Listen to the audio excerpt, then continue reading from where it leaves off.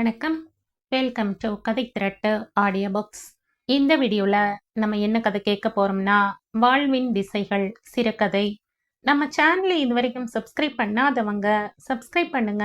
பக்கத்தில் இருக்கிற பெல் ஐக்கானை கிளிக் பண்ணி ஆளுங்கிற ஆப்ஷனை ப்ரெஸ் பண்ணுங்க.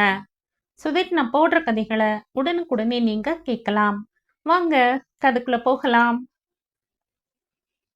கீழுதட்டை விரலால் மடித்து இழுப்பதையும் விடுவிப்பதையும் ஒரு விளையாட்டு மாதிரி செய்தபடி ஒர்க் ஷாப் பின் வாசலில் நின்றிருந்தான் குமரேசன். 4 அடி உயரம், முருங்கைக்காய் மாதிரி மெலிந்த உடம்பு, படியாமல் சிலுப்பி கிடக்கிற தலைமயிர், உலகத்து துயரத்தை எல்லாம் தலையில் வைத்து சுமக்கிற மாதிரி இடிந்த முகம், கண் கொள்ளாமல் அடைத்திருக்கிற கருப்பு விழி, உடம்பின் கருப்பை இன்னும் கூட்டி காட்டும் அழுக்கு சட்டை, ஆளை கெஞ்சி இரக்கம் சுரக்க வைக்கும் பார்வை, இழுத்து இழுத்து விட்டு கொண்ட உதட்டு கோடிகளில் லேசான வாய்ப்புண்கள்.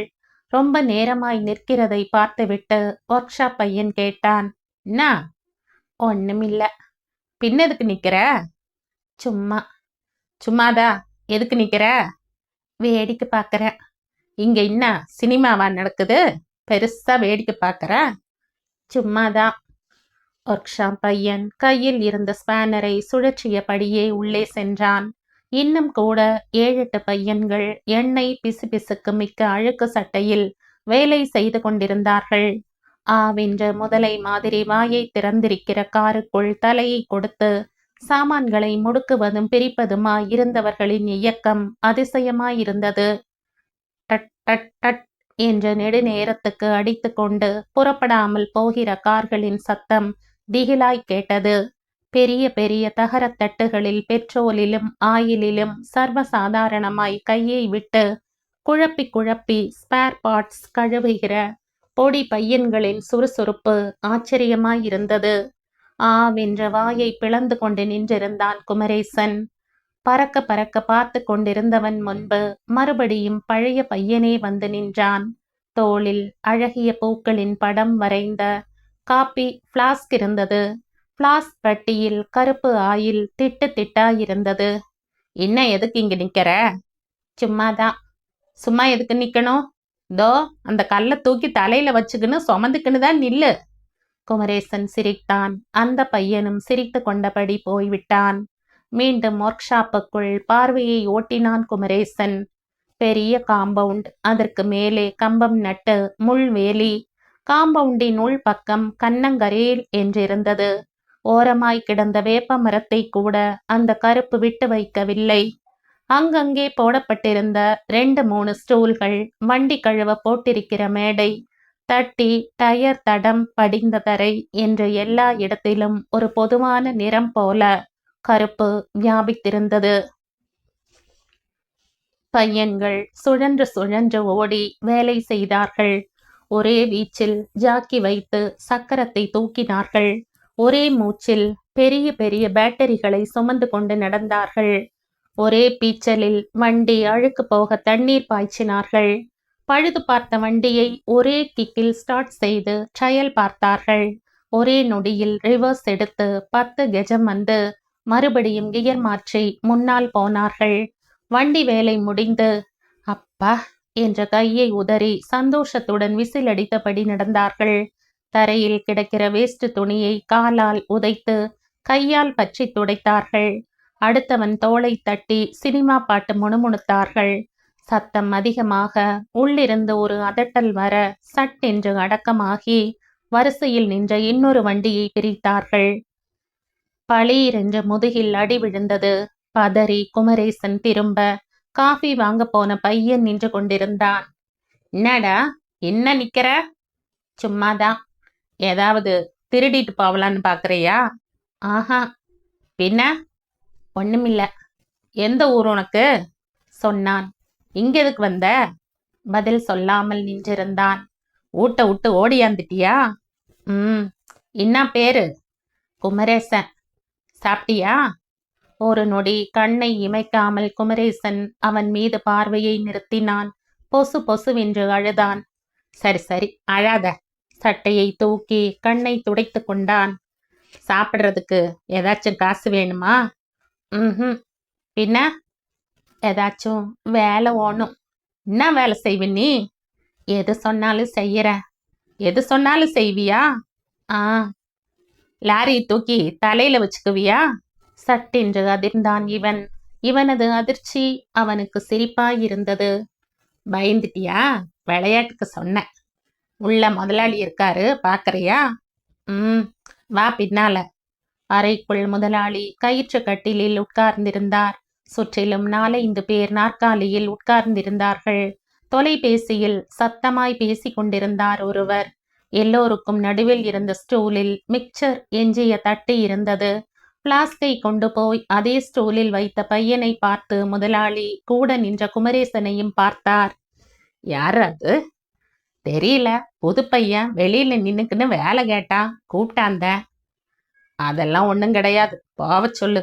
முரட்டு குரலில் முதலாளி சொன்னதும் குமரேசனை பார்த்து அந்த பையன் உதட்டை பிதுக்கினான். கூடவே நீயே கேளு என்கிற மாதிரி முகஜாடையால் செய்து காட்டினான். குமரேசன் கையை கட்டிக்கொண்டு இன்னும் ஓரடி முன்னால் சென்று நின்றான். ஏதாவது பார்த்து செய்யுங்க முதலாளி. இருக்கிற ஆளுங்களுக்கே இங்க வேலை இல்ல, இதுல நீ ஒண்ணு, பேசாம போடா.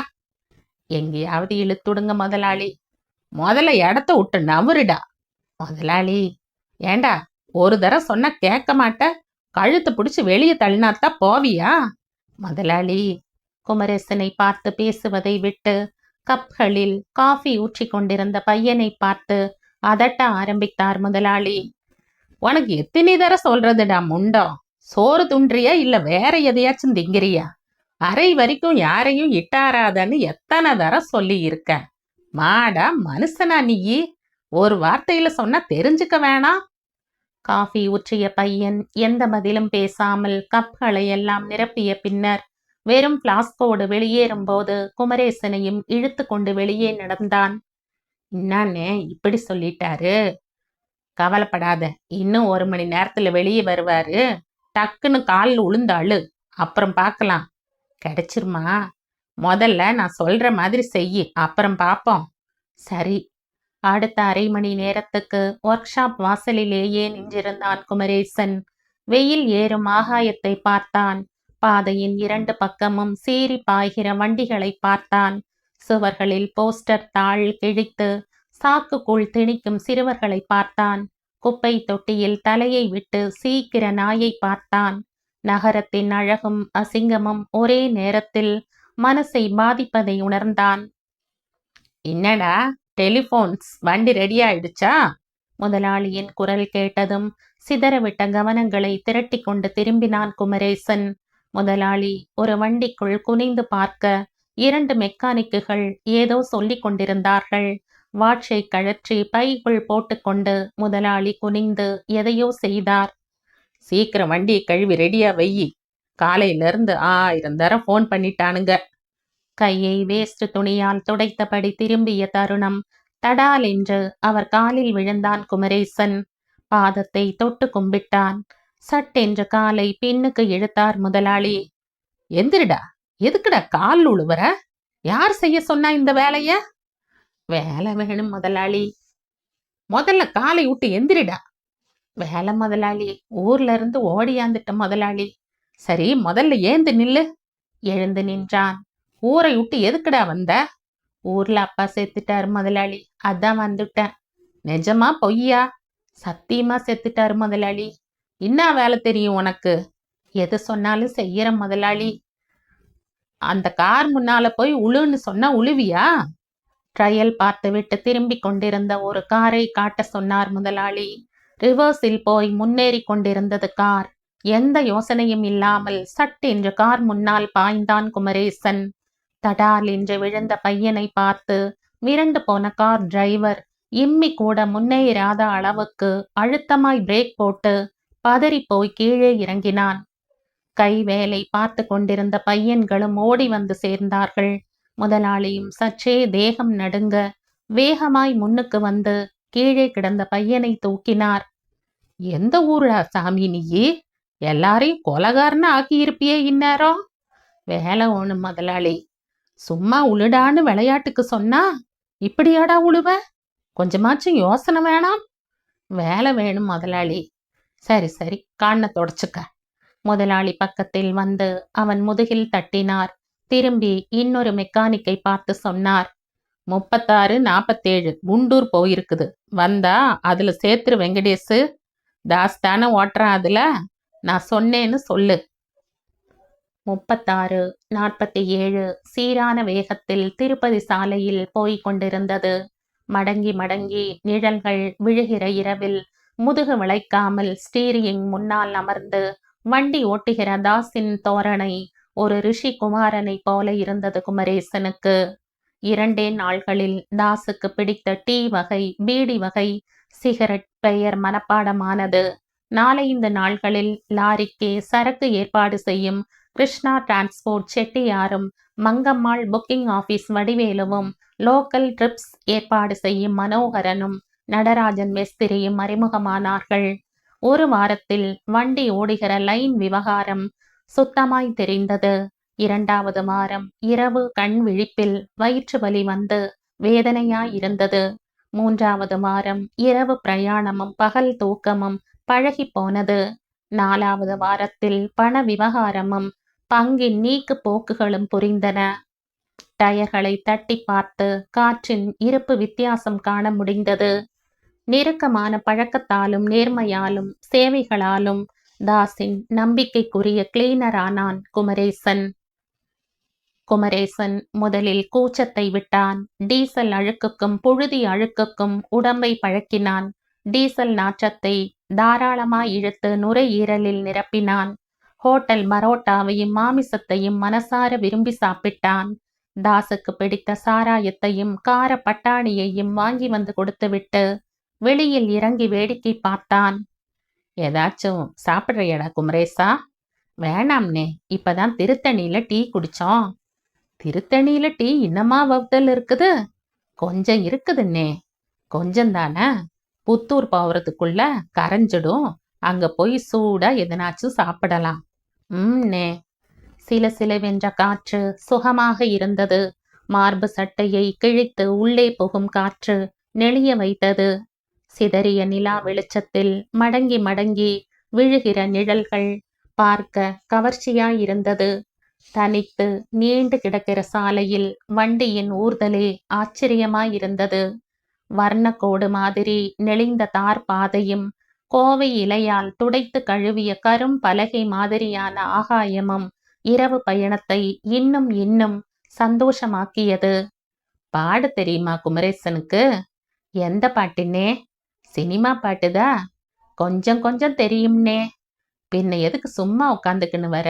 தூக்கம் வருதா? இல்லண்ணே. அப்ப பாடு. எந்த பாட்டுன்னே? ஏதாவது உனக்கு பிடிச்சதா பாடு. ராசாத்தி ஒன்ன என்ற குமரேசன் உற்சாகமாய் இழுத்து பாட ஆரம்பித்தான். 2-3 வரிகளை பாடியதுமே மனசு முழுக்க முழுக்க பாடலின் உலகத்துக்குள் ஒட்டி கொண்டது. அடர்த்தியாய் பாதையோரங்களில் நிற்கும் மரங்களின் தொகுதியை பார்த்தபடி நல்ல பாவனை கொடுத்து பாட ஆரம்பித்தான். வண்டி அதிரலில் சற்றே குரல் தடுமாறினாலும் பிசிறு தட்டாமல் பாடினான். சபாஷ், நல்ல குரல்டா உனக்கு. நீங்க ஒரு பாட்டு பாடுங்கண்ணே. நானா? கேட்க ஆசையா இருக்குன்னே. பாடுனா ரோட்ல கவனம் மாறிடும்டா. பொறுமையா பாடுங்கண்ணே. அரை பார்வையாய் குமரேசனை திரும்பி பார்த்துவிட்டு மெதுவாய் பாடினான் தாஸ். போனால் போகட்டும் போடா என்று குரலை சோகமாக்கி பாடினான். அவர் குரல் மனசை பிழிவதாயிருந்தது. தூரத்தில் வெளிச்சம் புள்ளியாயிருந்தது. ஊரு வந்துருச்சுன்னே. அதாண்ட புத்தூரு பெரிய செக் போஸ்ட். தமிழ்நாடு ஆந்திராவுக்கு நடுவுல செக் போஸ்ட் இதான். இதை தாண்டித்தான் எந்த சரக்கும் இங்க இருந்து அங்க போகணும், அங்க இருந்து இங்க வரணும். ரொம்ப கெடுபிடி. இது தாண்டிட்டா தப்பிச்ச மாதிரி தான். சொல்ல முடியாது. தப்பான சரக்கு இங்கதான் இல்ல, எங்க வேணா பிடிக்கலாம். இங்கதான் முத்திர குத்தி அனுப்பிட்டாங்களே, அப்புறம் எப்படி பிடிப்பாங்க? வண்டி நம்பரை வச்சு போன்ல இன்ஃபர்மேஷன் போயிடும். அப்புறம் எப்படியும் எங்க இருந்தாலும் துரத்தி பிடிச்சிடுவாங்க. அந்த மாதிரி கூட பிடிப்பாங்களா? ஓ, போன மாசம் கூட ஒருத்தனை பிடிச்சாங்களே. ஆந்திரா பக்கத்துல இருந்து ஒருத்தன் சந்தனக்கட்டை ஏத்தியாந்துக்குன்னு இருக்கான்.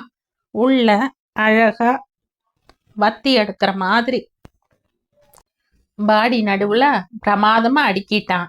சுத்தி வெங்காய மூட்டை வைக்க போற மாதிரி அடுக்கிக்கின்னு வவுச்சர்லாம் ரெடி பண்ணிக்கின்னு வந்துட்டான். இதே செக் போஸ்ட் தான். முத்திரை குத்தி அனுப்பிச்சிட்டாங்க. அது போனப்புறம் 1/2 மணி நேரம் கழிச்சு ஃபோன் வருது. வண்டி நம்பரை சொல்லி வந்துருச்சான்னு கேட்டிருக்காங்க. ரெஜிஸ்டர் பார்த்து இவங்க போய் 1/2 மணி நேரம் ஆயிடுச்சேன்னு சொன்னாங்களாம். ஐயோ, அதுல சந்தனம் போகுதுன்னு ஒரே கூச்சல். 10 நிமிஷத்துல 3 ஜீப்பு 3 பக்கமும் பறக்குது. புத்தூர்ல இருந்து மெட்ராஸ்க்கு எத்தனை ரூட் இருக்குதோ அத்தனை ரூட்லயும் பறக்குது. வெடிய 4 மணி இருக்கும்போது பிடிச்சிட்டாங்க. வண்டி பேசின் பிரிட்ஜ் தாண்டும் போது மடக்கி இழுத்தாந்துட்டாங்க. ஆப்டுக்குன்னா பிடிச்சி தாளிச்சிடுவாங்களா? டிரைவர் தான் சாவணும். கேஸ் போடுவாங்க, அடிப்பாங்க. லைசன்ஸ்ல என்ட்ரி ஆயிடும்.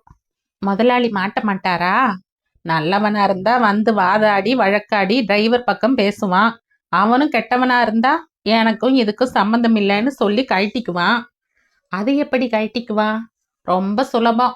குறிப்பிட்ட வண்டி காணாம போய் 1 வாரம் ஆகுது, டிரைவரையும் காணோம்னு எதனாச்சும் ஒரு போலீஸ் ஸ்டேஷன்ல பழைய தேதியில புகார் பண்ணிட்டா தீந்துரும். 2-3 லட்சம் ரூபாய் வண்டி போச்சுன்னா நஷ்டம் இல்லையா? மாட்டினா அதை விட ஜாஸ்தி நஷ்டமாகும்.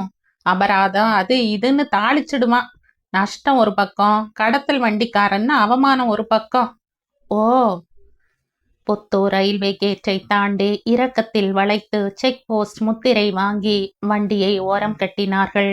டயர் அடியில் கட்டை கொடுத்து 4 பக்கமும் ஏறி கயிற்றின் இறுக்கத்தை சோதித்தான் குமரேசன். டயர்களை தட்டி காற்றை சோதித்துவிட்டு ஓரமாக இருந்த வாளிக்குள் ஆயில் டப்பாவை விட்டு தண்ணீர் எடுத்துக்கொண்டு இருளில் ஒதுங்கினான் தாஸ். குமரேசன் ஒவ்வொரு அடியா எடுத்து வைத்து பரபரப்பில்லாமல் பாதையில் அடுத்த பக்கம் வந்தான்.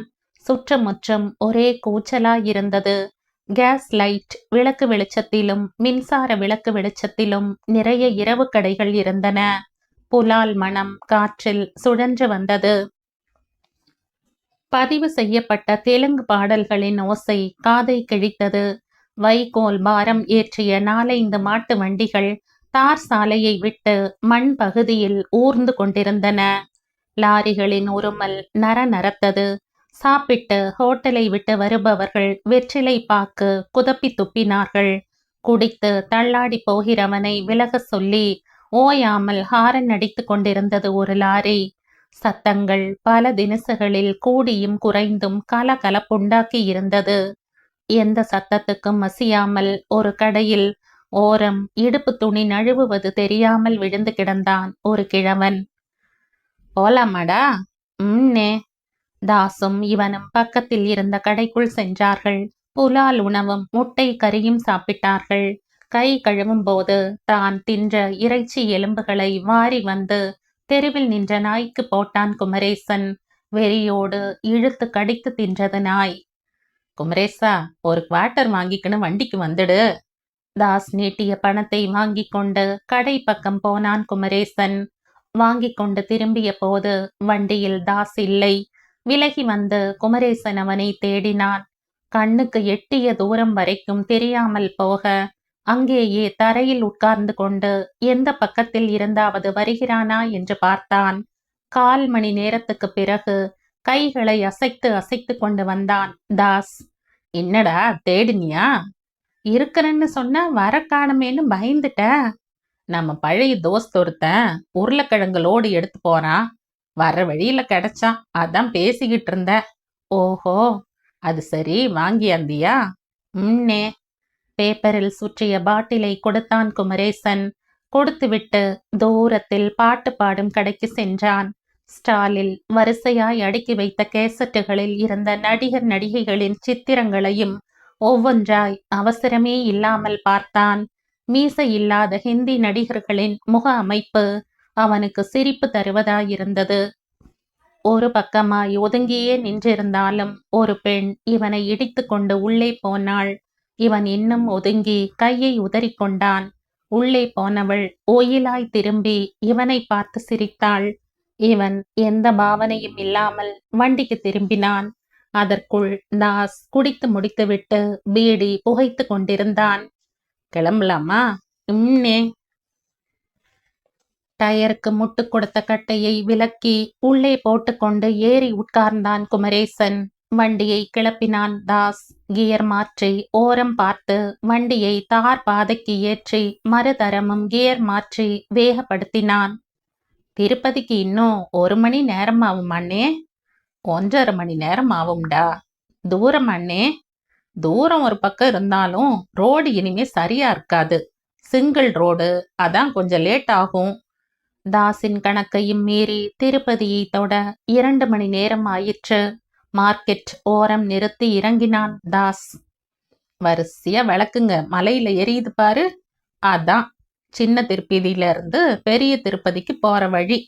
நடந்து போறவங்களுக்கு தான் இந்த வழி, பஸ்ல போறவங்களுக்கு வேற வழி. லைட் அரேஞ்ச்மெண்ட் பார்க்க ஜோரா இருக்குதுல்ல, கோபுரம் மாதிரி இருக்குது பாரு. அதான் காளி கோபுரம். அதை தாண்டி 6 மைல் நடக்கணும் கோயிலுக்கு. மலை உச்சியில் தெரிந்த கோவிலை காட்டி குமரேசனுக்கு சொன்னான் தாஸ். பிரமிப்போடு அண்ணாந்து பார்த்தான் குமரேசன். ரொம்ப உயரம்னே. நாளைக்கு போறியா? ஏண்டா? வேணாம்னே, எனக்கு யார் இருக்காங்க, யாருக்குன்னு போய் வேண்டிக்கணும். மேகத்தின் மார்பில் குத்த போகிற மாதிரி சர்ரென்று புறப்பட்ட சரவாணம் ஒரு புள்ளியில் வெடித்து வண்ண பூக்கள் சிதறின. அடர்த்தியான இருளுக்கு நடுவில் வர்ண பொறிகளின் அழகு கவர்ச்சியான விஷயம். கவர்ச்சியில் திளைப்பதற்கே அப்பாவோடு கூட கூட நடந்தான் குமரேசன். மார்பு கொள்ளாமல் வெடிகளை அணைத்தபடி அப்பாவுக்கு ஒவ்வொன்றா எடுத்து தரும்போது சந்தோஷமாய் உணர்ந்தான். யாருடா நீ? வானக்கார குப்புசாமி புள்ள. சொல்லிக் கொள்வதில் கம்பீரமாயிருந்தது. அப்பாவையும் தன்னையும் சுற்றி வளையமாய் ஜனங்கள் நின்று வேடிக்கை பார்ப்பது அதிசயமாயிருந்தது. நவருங்கடா அந்த பக்கம், மேல படும் என்று நெருங்குகிற பிள்ளைகளை அதட்டும் அதிகாரத்துக்கு மனசு அலைந்தது. தேர் பெரிய தெருமுக்கு திரும்பிக் கொண்டிருந்தது. குமரேசா? பா. இன்னும் 25 வெடி இருக்குமா? இருக்கும்பா. எல்லாத்தையும் தேர் வந்து சேர்றதுக்குள்ள தீத்தரணும். ஒன்னொன்னா கூடு. சரிப்பா. நெருப்பு கங்கு எரியும் கயிற்று நுனியை வானத்தில் பற்ற வைத்து சாய்மானமாய் மேலே ஏற்றி கொண்டிருந்தார் அப்பா. ஒவ்வொரு வானமும் சொல்லி வைத்த மாதிரி ஒரே நேர இடைவெளியில் தொடர்ந்து வெடித்தன. மேகத்தில் இருந்தே பூக்கள் சிதறுகிற மாதிரி வானத்தின் எல்லா திசைகளிலும் சிதறின. இருளே பகலாகிய மாதிரி ஒரே வெளிச்சக்காடு. வானம்லாம் ஆச்சுதா? ஆச்சுப்பா. தேர் கோயில் வாசலுக்கு வர்றதுக்குள்ள குழாயில இருந்து இடிக்கணும்டா. ஆவுமா? ஆகும்பா. பாலித்தீன் பையில் வைத்திருந்த உயர்ந்த வெடிமருந்தை வெடிக்குழாயில் திணித்தார்கள். ஆளுக்கு ஒரு குழாயில் மூங்கில் குச்சியால் திணித்து திணித்து அடைத்தார்கள்.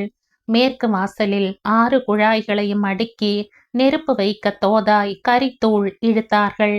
வாசலில் தேர் வந்து நின்றது. மேளக்காரர்கள் தழுக்கு காட்டி அடித்தார்கள். நாதசுரங்கள் போட்டியிட்டு ஊதின. கற்பூரம் ஏற்றி ஆராதனை நடத்தினான் பூசாரி. வெடி வைக்க சொல்லியா, சீக்கிரம் சாமி இறக்கணும். கும்பலில் கட்டளை எழுந்தது. ஆள் மாறி மாறி கட்டளை அப்பாவுக்கு வந்து சேர்ந்தது.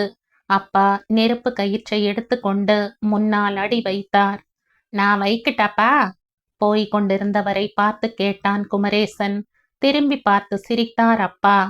மீச முளைச்சு பெரிய ஆளாவிடா முதல்ல, அப்புறம் நீதான் வானக்கார வாரிசு. சொல்லிக்கொண்டே நடந்த அப்பா, மாரியாத்தா என்று ஆகாயத்தையும் பார்த்து கும்பிட்டு வெடியில் தீ வைத்தார். பற்றியதும் நகர்ந்து பின் வாங்கினார். சரசரவென்று பாம்பு நகர்கிற மாதிரி கரிக்கோடுகள் எரிந்து குழாயில் இருந்த திரியில் முடிந்தது. எல்லார் கவனமும் வெடி குழாயில் இருந்தது. வெடிமருந்து பையை கட்டிக்கொண்டு அப்பாவை ஒட்டி நின்றான் குமரேசன். டமால் டமால் என்று தொடர்ந்து 5 வெடிகள், பூமியையே அதிர வெடிக்கிற வெடிகள். கொஞ்ச நேரத்துக்கு புகை உயரே எழும்பி தணிந்தது. வெடி குழாய்கள் இருந்த இடம் சின்னதாய் பள்ளமானது. வெடித்த குழாய்கள் சிதறி இங்கும் அங்கும் விழுந்து கிடந்தன. விலகி வட்டமாயிருந்த கூட்டம் சட்டென்று மீண்டும் சாதாரணமானது. திரும்பி தேர் பக்கம் நடக்க தலைப்பட்டார்கள். வெடி கிட்ட வராதீங்க, இன்னொரு வெடி வெடிக்கல, இன்னும். அப்பா சத்தம் போட்டு கைகளை ஆட்டி தடுத்தார். ஜனங்கள் பின் வாங்கி திகைத்து நின்றது. தேர் பக்கம் இருந்தவர்கள் சத்தம் கேட்டு ஓடி வந்தார்கள். இன்னாயா, இன்னா குப்புசாமி, இன்னொரு வெடி பாக்கி இருக்குது, சீக்கிரம் ஆவண்டுப்பா, ஆத்தாவை இறக்கணும், தோ வெடிச்சிருங்க. எப்படா வெடிக்கிறது, சாமி எப்படா உள்ள கொண்டு போறது, ஆச்சுங்க கொஞ்ச நேரம், இந்த மாதிரி ஆனதில்லை இதுவரைக்கும். வெடியை பார்த்து கொண்டே சொன்னார் அப்பா. வெடி குழாய் மேல் கண்மண் தெரியாமல் எரிச்சல் புரண்டது அப்பாவுக்கு. பல்லையும் உதட்டையும் கடித்து கொண்டார். புசு புசுவென்று மூச்சு வாங்கினார். சீக்கிரம்டா குப்புசாமி, நிறைய வேலை நிக்குது, இப்ப வெடிக்குமா வெடிக்காதா ஓம் வெடி? அடிபட்ட மாதிரி அப்பா திரும்பி பார்த்தார். பின்ன இன்னாடா இவ்ளோ ஜனத்தை நிக்க வச்சுக்கின்னு வேடிக்கை பாக்குறியே, புஸ்வானத்தை கொண்டாந்து போட்டுட்டு காசு வாங்கலாம்னு பாத்தியாடா? வெடிக்காட்டா கூட போனா போகுது, தண்ணிய கொண்டாந்து ஊத்தி அவி, எல்லா வேலையும் விட்டுட்டு உன் பின்னால நின்னுக்க நாங்க ஒன்னும் குழந்தை கிடையாது. அப்பாவின் முகம் குன்றியது. அவரிடம் இருந்து தன் பார்வையை விலக்கி வேறு பக்கம் பார்த்தார். ஆமையா, முதல்ல தரித்திரத்தை தண்ணி ஊத்தி அவி, யார் காலையாவது புடுங்க போகுது. ஆளாளுக்கு பேசினார்கள். உடம்பெல்லாம் சாட்டை கொண்டு விளாசிய மாதிரி இருந்தது அப்பாவுக்கு. குமரேசன் கையில் இருந்த கயிற்றை வாங்கி கொண்டு வெடியை நெருங்கினார். அப்பா, எதுவும் கேட்காது படிப்படியாய் முன்னேறி வெடி குழாய்க்கு பக்கத்தில் போனார் அப்பா. ஒன்றும் தெரியவில்லை. குனிந்து கை நீட்டி குழாயை தொட்டார். டமால் என்று வெடித்தது. என்ன நடந்தது என்று தெரிந்து கொள்வதற்குள் அப்பா சிதறி விழுந்தார். உடம்பு முழுக்க ரத்தம், தசை பெய்ந்து தொங்கியது. கோடாலியால் குறுக்கே பிளந்த மாதிரி மார்பில் அருந்து கிடந்தது. அருந்த உடம்பு துடித்தது. அப்பா! கனவு கலைய சட்டென்று அலறலுடன் எழுந்து உட்கார்ந்தான் குமரேசன். முகம் வியர்த்தது. நெஞ்சு வேகமாய் துடித்தது. கையும் காலும் நடுங்கின. கூட படுத்திருந்த தாஸ் சட்டென்று எழுந்து குமரேசன் பக்கத்தில் வந்து உலுக்கினார். என்னாச்சுடா குமரேசா? கனவுண்ணே. பேய் கனவா? பொம்பளையா? இல்லண்ணே. பின்ன? அப்பா வந்தாருன்னே கனவுல. போன வருஷம் கூட திருச்சியில ஒரு நாள் வந்துருச்சுன்னு சொன்னனே, அதே மாதிரி கனவு. உங்க அப்பா செத்த கனவா? ஆ. எத்தனை வருஷம் இருக்கும் உங்க அப்பா செத்து? 8 வருஷம் இருக்கும்னே. இன்னுமா மறக்க முடியாம அவஸ்தைப்படுற? சரி சரி, படுத்து தூங்கு. தாஸ் படுத்து கொள்ள எழுந்து நின்றான் குமரேசன். பக்கத்தில் வண்டி நின்றிருந்த தோரணை இரவில் பெரிய வைக்கோல் போரை நிறுத்திய மாதிரி இருந்தது. வெளிச்சம் குறைந்த நிலா இருட்டையே பூமியில் கரைத்து ஊற்றியது. ஆகாயத்தை பார்த்து அப்பா என்று தழுதழுக்க சொல்லும் போது அழுகை பெருகியது. கண்களில் நீர் கசிந்தது. அழுகையூடே அப்பா சாவை தொடர்ந்து ஒவ்வொன்றாய் நினைத்து கொண்டான். அனாதையாக நின்றதை, ஒரு வாரத்துக்கு மணியக்காரர் வீட்டில் சோறு தின்றதை, அவர் மாடுகளை எல்லாம் மேய அழைத்து கொண்டு போய் வேலங்காட்டில் விட்டுவிட்டு ஏரியில் குளித்து ஆடியதை, கூட குளித்து கொண்டிருந்த சிநேகிதன் ஆழத்தில் மூச்சு முட்டி செத்து போனதை, 2 அடுத்தடுத்த சாவுகளும் மனசில் உண்டாக்கிய நெருக்கடியும் பலவீனமும் முந்தி தள்ள, அந்த சூழலில் இருந்தே தப்பித்து கொள்ள ஊரை விட்டு ஓடி வந்ததை, இன்னொரு ஊரில் ரைஸ் மில்லில் நெல் காய வைத்து வாரியதை, இன்னொரு பையனுக்கு நெருப்பு தள்ளுகிற குச்சியால் ஏதோ தப்பு நேர்ந்து விட்டதற்காக சூடு வைத்த முதலாளியை பார்த்துவிட்டு மனம் வெறுத்து ஓட நேர்ந்ததை, கரும்பு, பனங்கிழங்கு, தேங்காய் என்ற கிராமங்களில் தோப்பில் திருடி தின்று கண்ட இடத்தில் படுத்து தூங்கியதை, ரயிலுக்கு போகிற ஒருவருக்காக கூலிக்கு சுமை தூக்கி கொண்டு போனதை, ரயிலை பார்த்ததும் ஏதோ மன உந்துதலில் உள்ளே ஏறி உட்கார்ந்து சதா காலமும் இரைச்சலும் பதட்டமும், ரயிலை பார்த்ததும் ஏதோ மன உந்தலில் உள்ளே அவசரமாக இந்த ஊருக்கு வந்ததை, bus stand, cinema theatre, railway station என்று சுற்றி திரிந்ததை, ஒர்க் ஷாப்பில் வேலைக்கு சேர்ந்ததை, 8 வருஷமாய் லாரியில் ஆந்திரா, கர்நாடகா, பாண்டிச்சேரி என்று அலைந்து 4 நல்லதும் கெட்டதும் கற்றுக்கொண்டதை, தாஸின் ஒத்தாசையில் வண்டி சூட்சுமம் நீக்கு போக்கும் கற்று டிரைவிங் லைசன்ஸ் வாங்கி கொண்டதை, ரொம்ப தூரத்துக்கு நடந்து போய் திரும்பவும் வண்டி பக்கத்தில் உட்கார்ந்தான் குமரேசன். சின்ன வாய்க்காலாய் துங்கபத்ரா நதி சலசலத்து ஓடிக்கொண்டிருந்தது. கொஞ்ச நேரம் ஆற்றில் காலை விட்டு அலைந்துவிட்டு மீண்டும் படுக்க வந்தான் குமரேசன். நல்ல உறக்கத்தில் இருந்தார் தாஸ். கைகளை மார் மீது கோர்த்தபடி சின்னதாய் வாய் திறந்திருக்க குரட்டை சத்தத்தோடு தூங்க பார்க்க தவிர்க்க முடியாமல் சட்டென்று அப்பாவின் ஞாபகம் வந்தது குமரேசனுக்கு. சர்வீசிங் ஸ்டேஜில் வண்டி ஏற்றப்பட்டிருந்தது. சோப்பு தண்ணீரை ஊற்றி கழுவியதில் வெள்ளி தகடாய் மின்னியது வண்டி. டயர் இடுக்குகளில் புகுந்த அழுக்கு கூட வெளியேறி புது வண்டியாய் காட்சியளித்தது. வண்டிக்குள் குனிந்து கிரீஸ் தடவி கொண்டிருந்தான் குமரேசன். குண்டூர் ட்ரிப் முடிந்து வந்து 3 நாட்களாகிவிட்டன. ஒரு வாரத்துக்கு ஓய்வு. வண்டியின் உதிரி பாகங்களை சோதித்து, ஸ்பிரிங் பிளேட் பார்த்து, ஷாக் அப்சர்வர் மாற்றி, பிரேக் கியர் எல்லாம் ஒரு தரம் முக்க இறக்கி ஆராய்ந்து ஏற்றி கழுவும் வேலை குமரேசனுடையது. தாஸ் 70 கிலோமீட்டர் தூரத்தில் இருந்த தன் ஊருக்கு பெண்டாட்டி பிள்ளைகளை பார்க்க போய்விட்டான். ஒர்க் ஷாப்பில் பக்கத்திலேயே நின்று திருப்தி ஆகிற மாதிரி வேலை செய்வித்தான். கிரீஸ் நிப்பிளோடு வெளியே வந்தவன் வாசலை நோக்கினான். ஊதா நிற புடவையில் ஒரு பெண் வாசலை கடந்து கொண்டிருந்தாள். சட்டென்று உடம்பை சுட்டிவிட்ட மாதிரி இருந்தது. ஒயிலும் வளைவும் நிறமும் இளவென்று இறங்கிய தோளும் கையும் குழைந்த இடுப்பும் திணற வைத்தது. நேற்று பாபுவோடு 2ஆம் ஆட்டம் சினிமா பார்த்துவிட்டு போயிருந்த இடத்தில் பார்த்த பெண் கூட இவளைப் போலவே இருந்ததாக நினைத்தான்.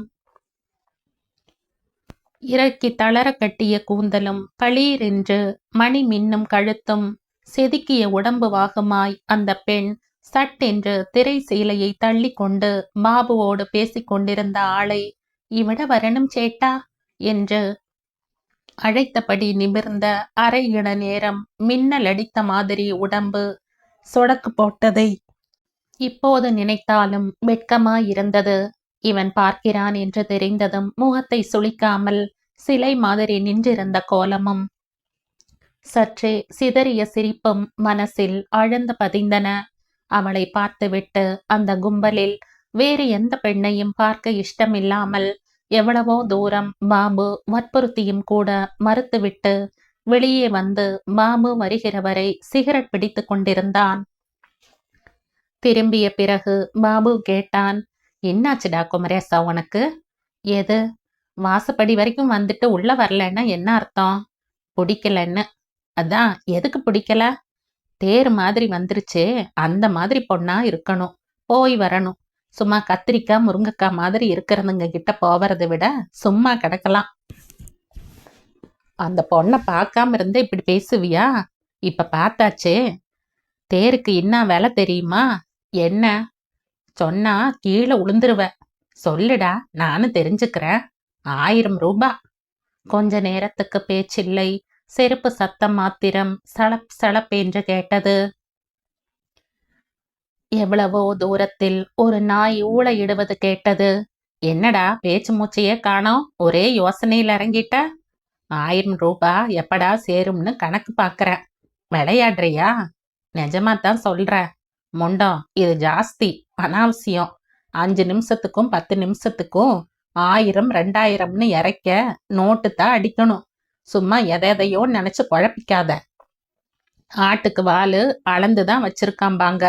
நமக்கு எது தோதோ அதோட முடிச்சுக்கணும். எட்டாத பழத்துக்கு கொட்டாவி விடக்கூடாது. பாபு சொன்ன வார்த்தை மனசில் உரைக்கவில்லை. மனசு பூரா அந்த மலையாள பெண் நின்றாள், உட்கார்ந்தாள், சிரித்தாள், வெட்கப்பட்டாள், சிணுங்கினாள், முத்தம் தந்தாள், அலை கழித்தாள். அண்ணே, உரத்து கூப்பிடுகிற குரல் கேட்டு நினைவுகள் கலைய உடம்பு சிலிர்த்து அண்ணாந்தான் குமரேசன். தண்ணீர் பைப் பிடித்து கொண்டிருந்த பையன் கேலி சிரிப்பு சிரித்தான். ஸ்டேஜ் விட்டு எட்ட வாங்கண்ணே, வண்டி இறக்கணும். குமரேசன் மேலே வந்தான். கிரீஸ் அழுக்கை துடைத்து கழுவினான். தயாரான வண்டியை கிளப்பி ஸ்டீரியங்கை தொட்டு கும்பிட்டு முன்னோக்கி அசைத்தான். ஒரே கிக்கில் புறப்பட மெல்ல ட்ரையல் ரன் கிளம்பினான். ஒர்க் ஷாப்பை விட்டு வெளியே வந்து ராஜா தியேட்டர் வரைக்கும் ஓட்டி திரும்பினான். குடோனின் ஓரமாய் விட்டு குத்தூஸ் பாயிடம் பார்த்து கொள்ள சொன்னான். திரும்பும்போது கணேசமூர்த்தி மெக்கானிக் கூப்பிட்டார். குமரேசன் திரும்பி அவரை நோக்கி புன்னகைத்தான். டிராயர்ல பில் புக் இருந்தா கொஞ்சம் எடுத்து கொடு குமரேசா. இல்லண்ணே. அங்கதான்ப்பா இருக்கும், பச்சை கலர்ல அட்டை போட்டது. இல்லண்ணே. அந்த மேசைங்க கிட்ட எங்கனாச்சும் இருக்குதா பாரு. இங்கேயும் இல்லண்ணே. இல்லையா, பின்ன எங்க போயிருக்கோம்? குமரேசா, ஒரு சின்ன வேலை செய்யி, முதலாளி ரூம்ல இருக்குதா பாக்குறியா? சரிண்ணே. பார்த்து மெதுவா போயிட்டு வா, முதலாளி தூங்குறாரு, சத்தங்காட்டாம எடுத்தா. சரிண்ணே. குமரேசன் அறையை நோக்கி நடந்தான். கதவை திறந்து உள்ளே நுழைய முதலாளி கட்டிலில் படுத்து தூங்கிக் கொண்டிருந்தார். ஏறு நெற்றியும் முறுக்கிய மீசையும் இறுகிய தாடையும் பெருத்த சரீரமும் முரட்டுத்தனத்தின் அடையாளங்களாயிருந்தன. பில் புக் ஓரமாய் டேபிள் பக்கத்தில் கிடந்தது. நடப்பு வருடத்தியது தானா என்று ஒரு தரம் பிரித்து சோதித்துவிட்டு எடுத்துக்கொண்டு திரும்பினான். திரும்பும்போது குமரேசனின் கண்களில் முதலாளியின் பக்கத்தில் நழுவி கிடந்த பர்ஸ் தெரிந்தது. பிரித்த பர்ஸில் 100 ரூபாய் நோட்டுகளின் அடுக்கு இருந்தது. பார்த்ததும் உடம்பு அதிர்ந்தது, நாக்கு வறண்டது. உடம்பை சுண்டிவிட்ட மாதிரி மனசில் இருக்கும் பெண்ணின் உருவம் அழைக்கிற குரல் கேட்டது. மீண்டும் ஒரு தரம் அந்த பெண் மனசுக்குள் சிரித்தாள், கை பிடித்தாள், நழுவினாள், மார்பில் சரிந்தாள், கண்ணுடன் கண்ணை நடக்க விட்டாள். கொஞ்சமும் யோசிக்காமல் குனிந்து பர்சில் இருந்த ரூபாய் கற்றைகளை எடுத்தான். 1000 மட்டும் எடுத்துக்கொண்டு மீதியை வைத்தான். நொடியில் பில் புத்தகத்துடன் வெளியேறினான். அங்கதானே இருந்துச்சு, இந்தாங்க. சாயங்காலம் வரை காத்திருந்து குளித்து புது துணி உடுத்தினான். சினிமா தியேட்டரில் உட்கார்ந்து இரவு வர காத்திருந்தான். சினிமா விட்டதும் கோபாலகிருஷ்ண விலாசில் சாப்பிட்டான். புகைத்து கொண்டே முன்பு வந்திருந்த வீட்டை தேடி வந்தான். பணத்தை கொடுத்து அந்த பெண்ணோடு இருந்தான். அந்த பெண்ணின் மனமும் வியர்வையும் செழுமையும் இறுக்கமும் மூச்சும் பேச்சும் அவனை வேறொரு உலகத்தில் தள்ளியது. வெடிஞ்சு இன்னுமாயா தூக்கம்? ஏந்திரு ஏந்திரு. எவனோ ஒருவன் அதட்ட அரை குறையாய் விழிப்பு மூள. அப்புறம் சட்டென்று எழுந்து உட்கார்ந்து கண்களை கசக்கி கொண்டு நிமிர்ந்து பார்த்தான் குமரேசன். என்னப்பா பாக்குற? ஏந்திரு. மணி என்ன? வெடிஞ்சு 1/2 மணி நேரம் ஆச்சு. ஏந்து நடைய கட்டு. கிம்னு உட்காந்துக்கின்னு ராமாயணம் படிக்காத, முதல்ல எழுந்துரு. சேட்டு வந்தான்னா பல்ல பேத்துருவான். பெரிய ஆளு சேட்டு. போலீஸ் கீலீஸ்னு கூப்பிட்டு முட்டிக்கு முட்டிய தட்டிடுவான். ஏதோ ராத்திரி வந்தியே, புதுசா இருக்கியேன்னு படுக்க சொன்ன. ஏந்திரு. எழுந்து கை கால்களை உதறிக்கொண்டான். இடுப்பு துணியை சரி செய்தான். தலைக்கு வைத்த துணி பையை உதறி தட்டினான். மரத்தடியில் இருந்த டீ கடையில் தண்ணீர் வாங்கி கொப்பளித்தான். சோடாய் டீ வாங்கி அதட்டியவனுக்கும் கொடுத்து தானும் குடித்தான். யாரு சேட்டு? சேட்டு பெரிய கை, லட்ச லட்சமா சொத்து இருக்குது. அவன் சொன்னா போலீஸ் ஆடும். நிறைய தரம் வாசப்படியில தூங்குனவங்கள போலீஸ்க்கு புடிச்சு கொடுத்துருக்கான். அதுக்குத்தான் உஷாரா இருக்கணும். அது சரி, இதெல்லாம் கேக்குறியே, எந்த ஊரு நீயே? வெளியூரு. அது தெரியுது. எந்த ஊருன்னு கேட்ட. வாய்க்கு வந்த ஊரை சொன்னான். இங்க எப்படி வந்த? லாரியில வந்த. நடுவுல break down. Fan belt cut ஆயிடுச்சு. வாங்கி யாருன்னு ஊருக்குள்ள வந்த. திரும்பி போவதுக்குள்ள வண்டி போயிருச்சு. அப்புறம்தான் இங்கேயே தங்கிட்ட. கூசாமல் வாயில் பொய் வந்தது. தடுமாறாமல் வார்த்தைகளை ஜோடிக்க முடிந்தது. ஒர்க் ஷாப்பை விட்டு வந்த வேதனை முள்ளாய் குதறினாலும் மறைத்து சிரிக்க முடிந்தது. 10 வருஷத்து பழக்கதையும் உறவையும் ஒரு நொடியில் முறித்து கொள்ள முடிந்த விஷயம் இன்னும் கூட தெளிவில்லாமல் இருந்தது. மலையாளத்து பெண்ணுடனான மயக்கம் மனசின் மூலையில் சந்தோஷமாயிருந்தது. இங்க லாரி ஆபீஸ் ஏதாச்சும் இருக்குதா? தோ கோயில் தெரியுதுல்ல, அதுக்கு பக்கத்துல ஒரு சந்து போவோம். அதுலயே நடந்து போனா ஒரு ரேஷன் கடை வரும். அங்க வளைஞ்சு முன்னால போய்க்கினே இருந்தா அங்க ஒரு புக்கிங் ஆபீஸ் இருக்குது. டீக்கு பணம் கொடுத்து விட்டு நடந்தான். சத்தமிட்டு கொண்டு வாகனங்கள் பறந்தன. பெரிய பெரிய கட்டடங்களும் சந்தடி மிக்க பிளாட்பாரமும் வரிசை வரிசையாய் பறந்து கொண்டிருந்த பஸ்களும் எதிரும் புதிருமாய் அவசரம் அவசரமாய் நடந்த ஜனங்களும், வீசத் தொடங்கிய காற்றும், காற்றில் பறந்த காகித குப்பைகளும், நிற்கிற போதே இடித்துவிட்டு போன ஆட்களின் நடவடிக்கையும் குமரேசனுக்கு தனிமையை அதிகப்படுத்தி காட்டின. புக்கிங் ஆபீஸில் நிறைய லாரிகள் நின்று கொண்டிருந்தன. தூக்கு கம்பியில் டீ கிளாஸ்களை மாட்டிக்கொண்டு உள்ளே போனான் ஒரு பையன். ஆபீஸ் வாசலில் குறுக்கும் நெடுக்குமாய் நிறைய ஆள்கள் படுத்து கிடந்தார்கள். ஜன்னல் ஓரமாய் மேசை நாற்காலி இருந்தது. பழைய பேப்பரும் புது பேப்பருமாய் நிறைய அறை முழுக்க சிதறி கிடந்தன.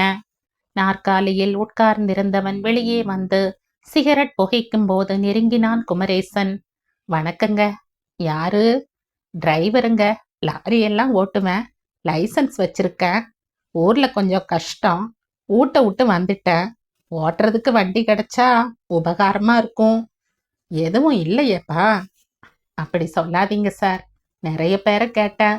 எல்லா இடத்துலயும் உங்களை பத்தி விமர்சையா சொல்றாங்க. நீங்க மனசு வச்சு ஒரு குடும்பத்துக்கு விளக்கேத்துனா புண்ணியமா இருக்கும். இல்லையேப்பா, இருந்தா கொடுக்கலாம். ஒரு சான்ஸ் கொடுத்து பாருங்க சார். இது வரைக்கும் லைசன்ஸ்ல ஒரு ரிமார்க்ஸ் கிடையாது. வேணும்னா இதை பாருங்க. லோக்கலோ வெளியூரோ வாரத்துக்கு 2 நாளோ 3 நாளோ கிடைச்சா கூட போதும், பொழைச்சுக்குவேன். சரி சரி பாப்போம். அப்படி உட்காரு. ஆபீஸில் எதிர்த்தாற் போல காட்டு வாகை மரத்தடியில் உட்கார்ந்தான் குமரேசன். காலையில் இருந்து சாயங்காலம் வரைக்கும் காத்திருந்தான்.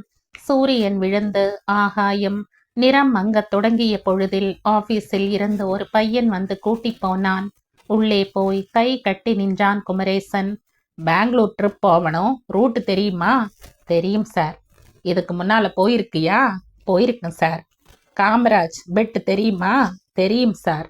அங்கதான் பார்ட்டி நிற்கும். பத்திரமா இறக்கணும். உருளைக்கிழங்கு மூட்டை பத்திரமா போய் சேரணும். சரி சார். பேர் என்ன சொன்ன? குமரேசன் சார். சரி, இவரும் கூட வருவாரு. மீதிய இவரே பார்த்துக்குவாரு.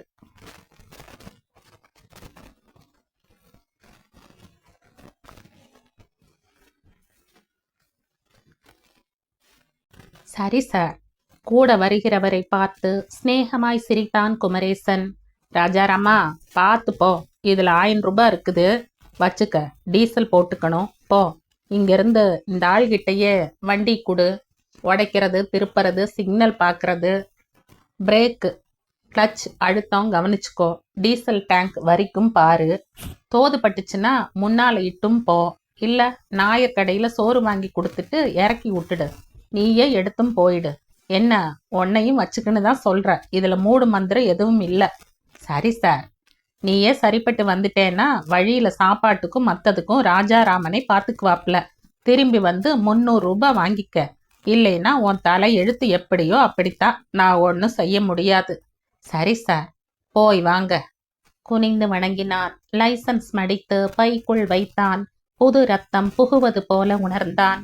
8 டன் உருளை கிழங்கு மூட்டை பாரம் அடுக்கிய வண்டியை மனசுக்குள் கும்பிட்டான்.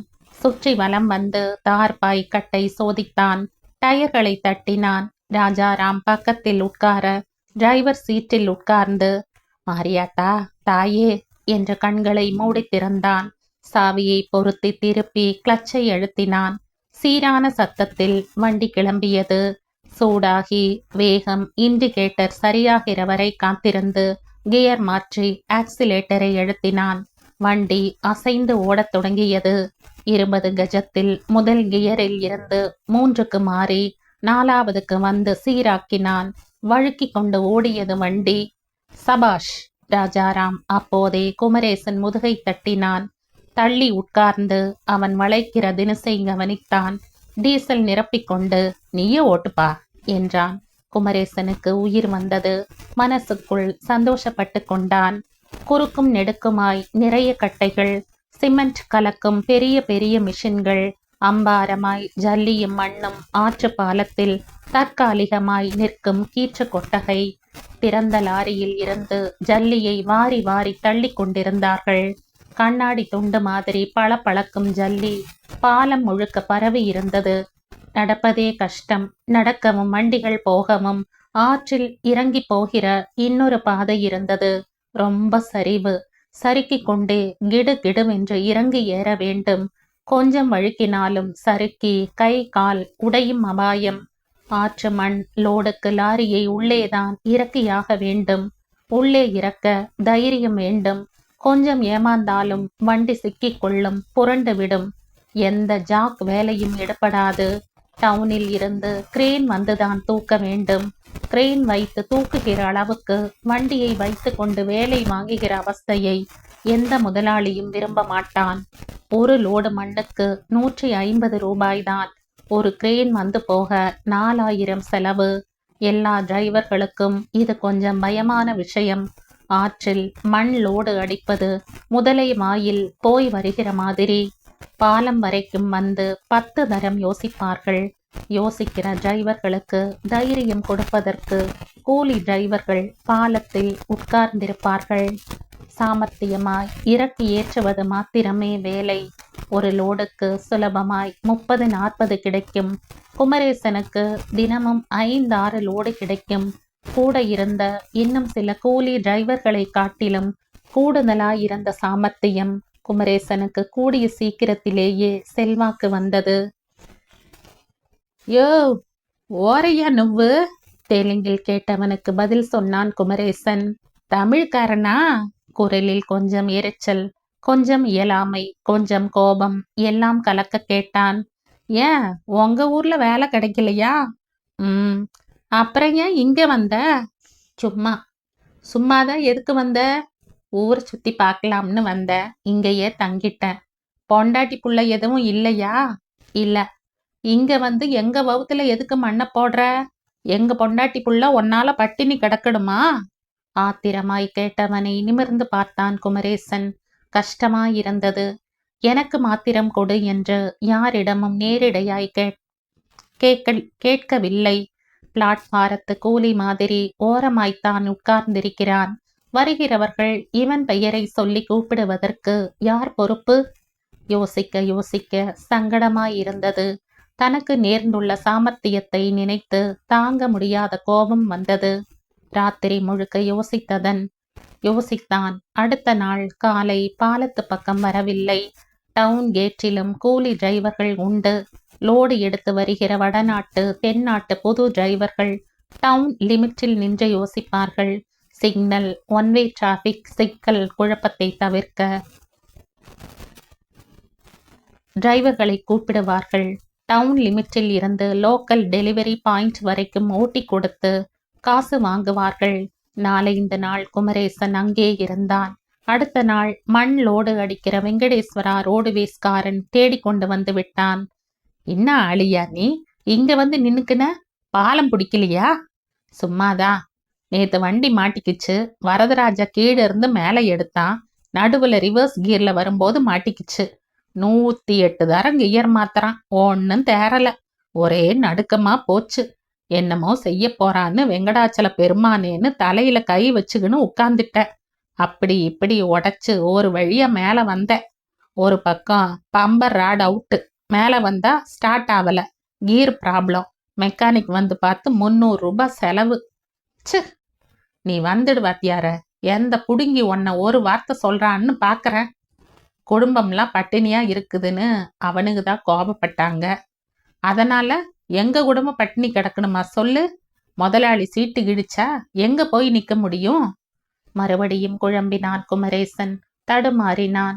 கை பிடித்து இழுத்த லாரிக்காரனோடு ஏறி உள்ளே உட்கார்ந்தான். பாலத்து பக்கம் வந்தபோது மற்றவர்கள் ஓரமாய் உட்கார்ந்து டீ குடித்து கொண்டிருந்தார்கள். இவன் இறங்கி ஒரு குவளை தண்ணீரில் முகம் கழுவி கொண்டு சிரித்தான். அத்தனை பேர் பக்கமும் பார்த்து சிநேகமாய் சிரித்தான். அவர்கள் இவனை ஒரு எதிரியை பார்ப்பது போல பார்த்தார்கள். திரும்பி வண்டிக்குள் ஏறி ஆற்றுக்குள் இறங்கினான் குமரேசன். லோடு நிரம்பும் வரை ஓரமாய் உட்கார்ந்து சிகரெட் புகைத்தான்.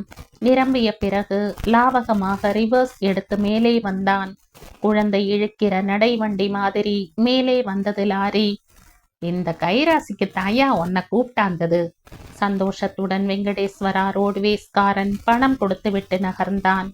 ஓரமாய் போய் உட்கார்ந்தான் குமரேசன். டீ குடித்தவர்கள் இவனை நோக்கி வந்தார்கள். சாதாரணமாய் வருகிற மாதிரி வந்தவர்கள் சூழ்ந்து நின்றார்கள். சட்டென்று சூழ்நிலையில் ஒரு அசாதாரணம் இருந்தது. எதுக்குடா மறுபடியும் வந்த? அவருதான் கூப்பிட்டுக்கின்னு வந்தாரு. அதான் எதுக்கு வந்தேன்னு கேட்கறோம். நீதான் நேத்து வண்டி ரிப்பேர் பண்ணிட்டியா? பேசிக்கொண்டிருக்கும் போதே பளிச்சென்று ஒரு அறை கன்னத்தில் விழுந்தது. பொறி கலங்கி திணறினான் குமரேசன். கண் இருண்டது. தாடை கிழிந்து ரத்தம் வந்தது. பொறி கலங்க திணறினான். நிமிர்வதற்குள் மூக்கில் இன்னோர் குத்து இறங்கியது.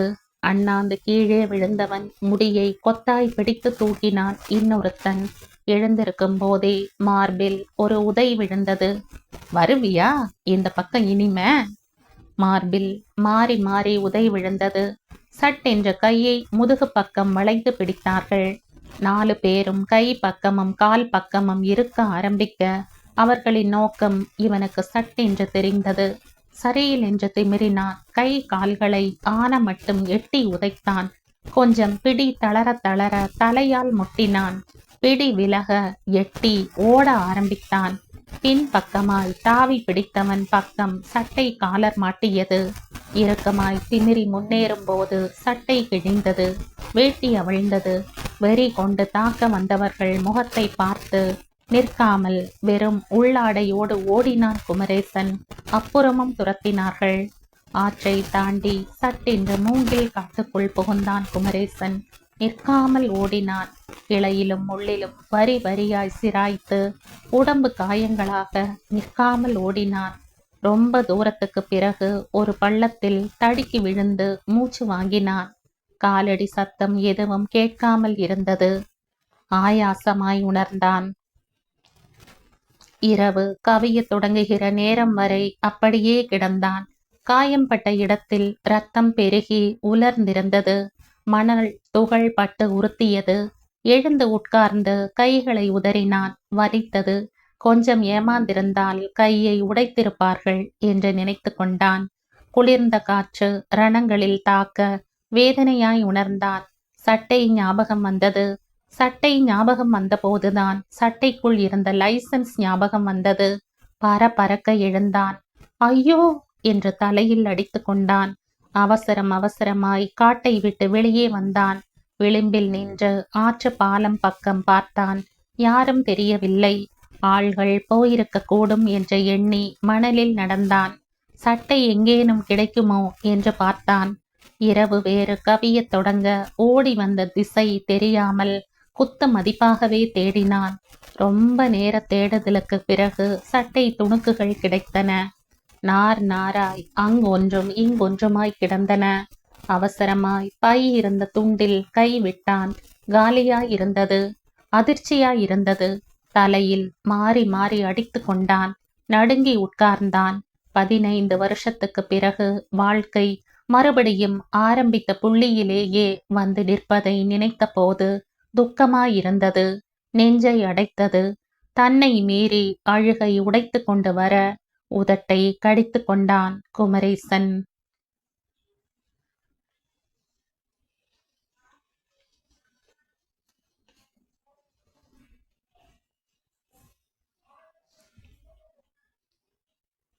ஆயிரத்தி 1987 வெளிவந்த சிறுகதை இது. இந்த கதை உங்களுக்கு பிடிச்சிருந்தா லைக் பண்ணுங்க, ஷேர் பண்ணுங்க, சப்ஸ்கிரைப் பண்ணுங்க. மற்றும் ஒரு இன்ட்ரெஸ்டிங்கான கதையோட அடுத்த வீடியோல சந்திப்போம். பாய். தேங்க்யூ.